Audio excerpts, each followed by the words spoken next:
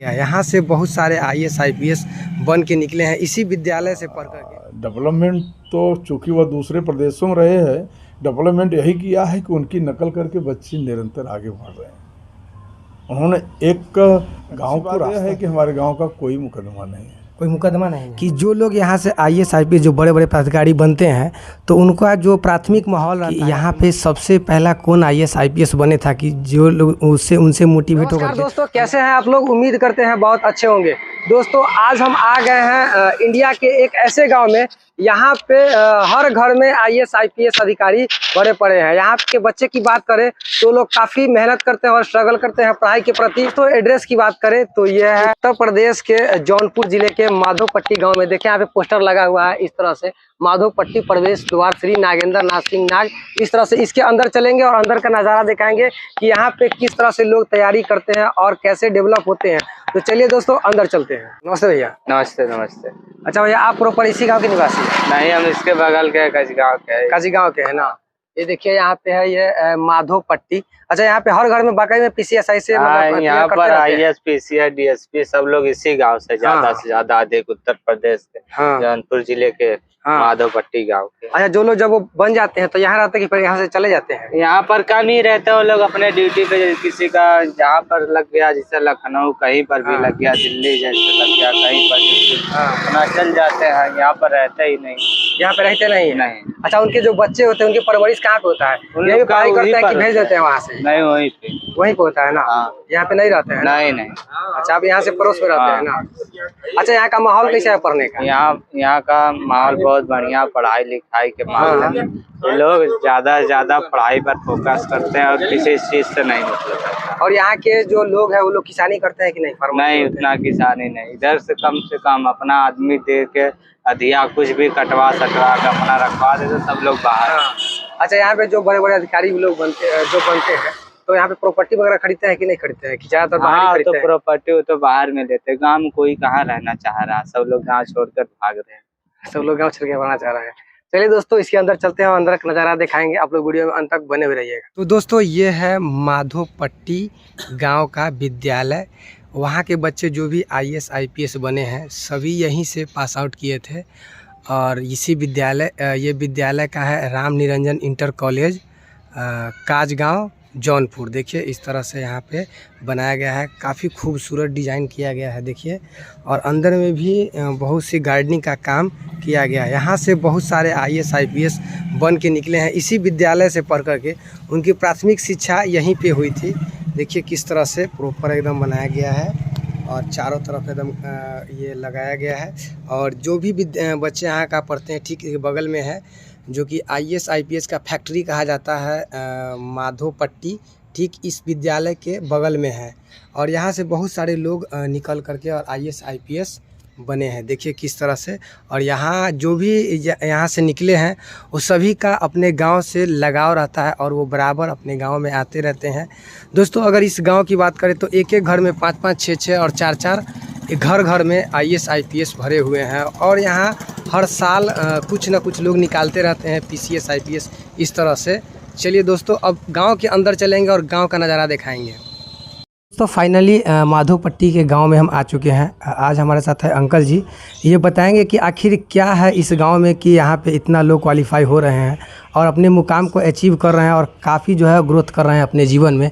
आप भी कैसे इस तरह इनसे मोटिवेट हो करके आप भी कैसे क्वालिफाई होइएगा। तो अंकल जी स्वागत है मेरे चैनल में आपका। और भाई आज के युग में तो और भी बच्चों को हर कुछ जानने के लिए इतनी सारे मीडिया के साधन हो गए हैं कि गांव-गांव और हर जगह मोबाइल के माध्यम से, नेटवर्क के माध्यम से, पेपर के माध्यम से पूरे देश का समाचार, प्रदेश का समाचार, गांव तक का समाचार आने लगा है। और सबसे अच्छी बात है कि पढ़ाई मुख्य है। पढ़ाई को अगर इग्नोर करेंगे तो कुछ भी हासिल होने वाला नहीं है, केवल बात से कुछ होने वाला नहीं है।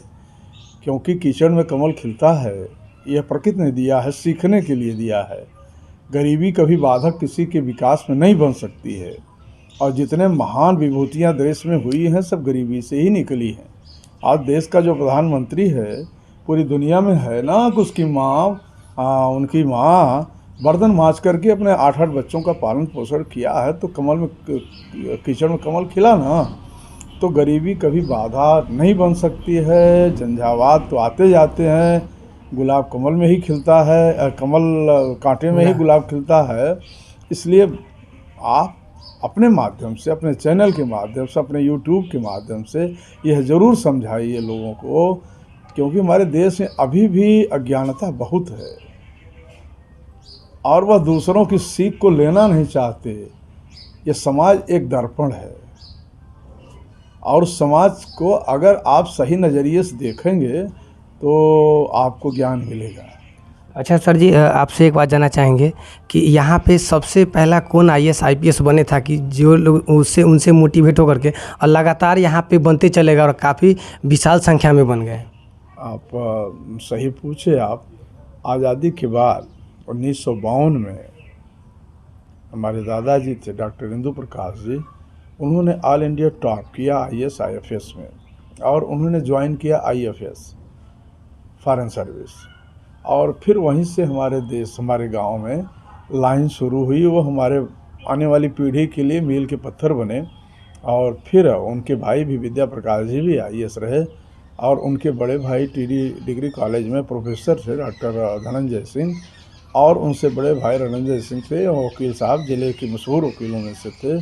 जनरैन बाबा हमारे थे, उनके 3 लड़के IAS थे, विनय कुमार सिंह, छत्रसाल सिंह, अजय सिंह, और सबसे छोटे उनके लड़के जो थे वो पटना और जज थे अजय सिंह, उनके दोनों लड़के IAS हैं। छत्रसाल के दोनों बच्चे IAS हैं, विनय के दामाद दोनों IAS हैं, और इन लोगों के भी दामाद IAS हैं। अजय के 2 लड़कियां ही थी, इसलिए उनके दोनों दामाद IAS हैं। ऐसे तो इसके अलावा जो हमारी लड़कियों की, जो हमारी बुआ लोग लगती हैं, उनकी शादियां हुई, उनके बच्चे IAS हैं और IPS हैं। तो यह आने वाली पीढ़ी के लिए हमारे गांव का ब्लड जहां भी है वहां जाने के बाद तो थोड़ा सवेरा हो ही जाता है। अच्छा, असर तो है। अच्छा अंकल जी, आप उनको क्या संदेश देना चाहिए कि जो लोग अपने आप को कोसते हैं कि हमारे पास तो पैसा नहीं है, हम गरीब हैं, हमसे कुछ हो नहीं पाता है, जिनके पास पैसा है सिर्फ वही IAS IPS और बड़ा अधिकारी बन सकते हैं? यह बात आपकी यहाँ गलत है।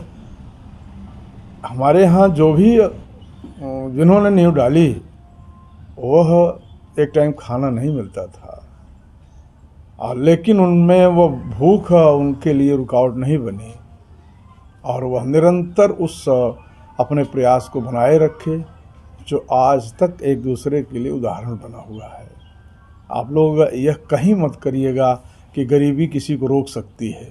गरीबी ही तो आगे बढ़ने का रास्ता देती है। आदमी के पैर जब कीचड़ में फंस जाते हैं ना, निकलने का प्रयास वो अपने से ही करता है और निकल जाता है तो उसका हौसला बढ़ जाता है। ये संसार है, बहुत सारे उदाहरण इसके हैं, और जब पढ़ लिख लेगा तो उदाहरण मिलेगा, समझ मिलेगी, उसको ज्ञान आएगा और गरीबी कभी बाधा नहीं बनती है। झंझावात आते रहते हैं। हाँ, प्रकृति का प्रकोप उसके सर पे आ गया तो कोई क्या कर सकता है, लेकिन उससे डरे बिना आदमी को अपने प्रयास में संलग्न रहना चाहिए, सफलता तो मिलेगी। अंकल जी, एक अहम सवाल हमारे व्यूअर के लिए यह रहेगा कि जो लोग यहाँ से IAS IPS जो बड़े बड़े पदाधिकारी बनते हैं, तो उनका जो प्राथमिक माहौल रहता है या फिर माध्यमिक माहौल रहता है पढ़ाई लिखाई का, वह किस तरह का रहता है? वो यहाँ रहते हैं या फिर गाँव में रह के पढ़ाई करते हैं? हाँ, सबसे पहले तो जो तीसरी दूसरी पीढ़ी अब आ गई है, उनके जैसे यहाँ भी वो पोस्ट हो गए, अब उनके परिवार तो वहाँ से साथ साथ रह के शिक्षा ग्रहण कर रहे हैं, लेकिन उनका लगाव गांव से है, उनका लगाव गांव से है। और आप लोग उसमें ज़्यादा योगदान दे रहे हैं, क्योंकि यूट्यूब के माध्यम से और चैनलों के माध्यम से जब गांव का नाम जाता है तो बच्चे जहां भी सर्विस कर रहे हैं या पढ़ाई कर रहे हैं तो उनका हौसला बढ़ता है कि मेरे गांव का नाम इस तरह पूरे प्रदेश, पूरे देश में लिया जा रहा है, तो उनका भी हौसला बढ़ता है। वो लोग भी भेजते हैं, संदेश भेजते हैं और अपने को गौरवान्वित महसूस करते हैं। हमारे अगल बगल जो भी पड़ोसी हैं, प्रजापति लोग हैं इधर, पांडे लोग उधर हैं, मिश्रा लोग, यादव लोग और सिया समुदाय के लोग हैं, गांव का मर्यादा बढ़ाने में सबका योगदान है। बड़ा ही सब लोग सपोर्ट करते हैं, बड़ा ही सम्मान करते हैं और हमारे दादाजी राम निरंजन सिंह जी ने इस विद्यालय की स्थापना 1948 में करी। कौन सा विद्यालय का? ये राम निरंजन सिंह इंटर कॉलेज यहीं सामने आपके है। अभी आप इधर से जाएंगे तो गेट है गांव का, उसके ठीक बगल में विद्यालय है सुंदर सा, उसको आप देख लीजिएगा, फ़ोटो भी डाल लीजिएगा यूट्यूब पर। और तिलकधारी सिंह साहब जी हमारे दादाजी, उन्होंने टीडी डिग्री कॉलेज को बनवाया है।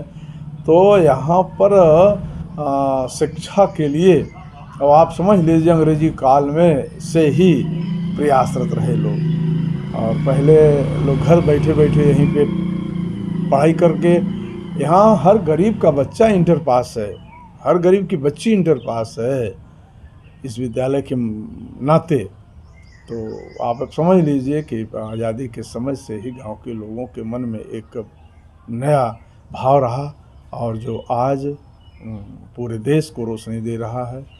और ये लड़के नित्य प्रति दूसरों का उत्साहवर्धन करते रहते हैं, और बड़े ही शिष्ट हैं सब बच्चे। और कहीं भी कोई भी एक अच्छी बात यह है कि हमारे गांव का कोई मुकदमा नहीं है। कोई मुकदमा नहीं है? नहीं। बहुत सारे बच्चे अपने खेत का नंबर भी नहीं जानते। कारण उसका है, गार्जियन कहता है कि पढ़ाई करेगा तो खेत में जाएगा, जब अपने लायक हो जाएगा तो उसका खेत तो रहेगा, कहाँ उठ के चला जाएगा, वो तो है, रहेगा वहाँ ही रहेगा। इसलिए उसको बहुत ध्यान नहीं देते हैं, क्योंकि शिक्षा और मेहनत में बहुत अंतर है। एक विद्यार्थी जो 8-8 12-12 घंटे पढ़ेगा, अगर वो 4 घंटे मेहनत कर दिया, शारीरिक मेहनत कर दिया, तो पढ़ाई उसकी बाधित होती है। यह बहुत पहले से ही लोगों के मन में था। यह एक मैं सारे देश के लिए, सारे प्रदेश के लिए कहना चाहता हूँ कि अगर बच्चा पढ़ने में ठीक है, अच्छा है, तो उसका थोड़ा विशेष ध्यान दें, और उसको थोड़ी जो काम करने का, उसको खटाने का है गांव की भाषा में, उसको कम करें। नहीं, शारीरिक मेहनत करने वाला बच्चा पढ़ नहीं पाता है। अच्छा, जो लोग यहाँ से IAS IPS बने हैं, तो लोग गांव के प्रति क्या डेवलपमेंट किए हैं?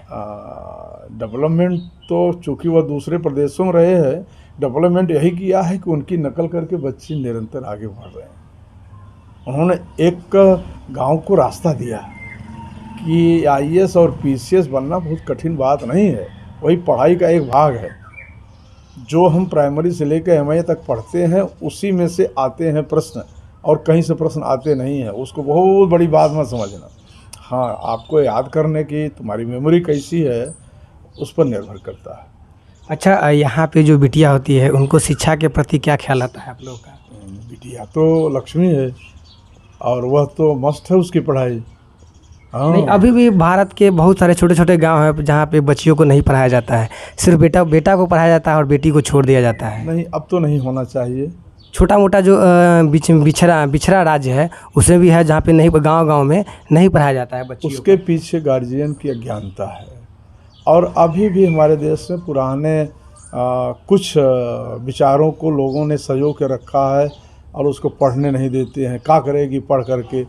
अरे पढ़ करके इस तरह के ताना मारती, तुमको तो खाना ही बनाना है आगे चल के, तुमको तो रोटी ही बेलना है, तो तुम क्या करेगी? अपने बच्चों को पढ़ करके स्कूल में जाएगी तो अध्यापक सिखाता है ना, वो पढ़ के जाएगी तो उनको तो शिक्षा देगी, अपने आने वाली पीढ़ी को बताएगी इसका कितना महत्व है। और जीने के लिए तो वैसे भी किस तरह लोग जी रहे हैं, आप लोग देखते ही होंगे। चारों तरफ बेचारे सड़क के किनारे सो गए हैं, जंगल में सोए हुए हैं, क्या खाते हैं, कैसे रहते हैं। लेकिन युग बदला है, बहुत बदला है, और हमारे इन्हीं तेज तर्रार बच्चों ने ही अपने ज्ञान से ज़मीन के अंदर और ज़मीन के ऊपर आकाश तक सब कुछ एक कर दिया है। ग्रहों का पता लगा लिया है, समुद्र के कितनी गहराई में गैस है, तेल है, सब निकाल ले रहे हैं। तो देश के बच्चों में इतनी मेधा है तभी तो ना। इसलिए हर किसी को, चाहे वह गरीब से गरीब हो, अगर उसका बच्चा पढ़ने में ठीक है तो उसको सहयोग देना चाहिए, और गांव वालों को भी उसके प्रति ओबलाइज करना चाहिए, गार्जियन को साहस देना चाहिए। और विद्यालय में अध्यापक लोग भी साहस देते हैं। गार्जियन नहीं कर पाता है तो विद्यालय के अध्यापक तेज बच्चों को, हमारे यहाँ तो है, चाहे हमारे कॉलेज में हो चाहे टीडी कॉलेज में हो, अगर बच्चा क्लास में फर्स्ट आया तो उसको 4-10 हज़ार रुपया देते हैं, और लिखित करते हैं, बेटा आगे पढ़ोगे तुमको हम पढ़ाएंगे। अच्छा, जो लोग यहाँ से IAS और PCS करके गए हैं, तो वो लोग गांव में आते हैं या फिर उधर ही रहते हैं? नहीं, आते हैं। और उनके बच्चे का एजुकेशन यहाँ से होता है कि वो जहाँ रहते हैं वहीं साथ में रखते हैं? क्योंकि यहाँ से होना दुर्लभ है, क्योंकि कोई 500 किलोमीटर है, कोई 400 किलोमीटर दूर है, तो बच्चों को तो पढ़ना है ना, तो वह उनके साथ रहते हैं वहाँ पे और वह अध्ययन करते रहते हैं। लेकिन गांव के प्रति सबका स्नेह है, सबका लगाव है, सब आते जाते रहते हैं। जाते जाते हमारे व्यूअर को क्या कहना चाहिएगा, जो लोग अभी नौजवान हैं चाहते हैं किस तरह का प्रिपरेशन करें, तो किस तरह से करें ताकि उनको मुकाम हासिल हो? पढ़ाई तो एक तपस्या है। पढ़ाई के प्रति अगर उनका लगाव नहीं है तो अपना रास्ता बदल के दूसरा कुछ करना शुरू कर दें। अगर उनका दिमाग काम करता है, कोई चीज़ पढ़ते हैं याद है, तब तो बच्चा आगे जाएगा ही। और वह कभी अपने कमज़ोर न समझे, क्योंकि समय साथ नहीं देगा, समय के साथ चलना पड़ेगा। समय के साथ चलना पड़ता है। चलो कल होगा या कभी नहीं होगा। जी बिल्कुल। चलिए ठीक है दोस्तों, आज तक वीडियो इतना ही और मिलते हैं किसी नए वीडियो के साथ। तब तक के लिए जय हिंद, वंदे मातरम।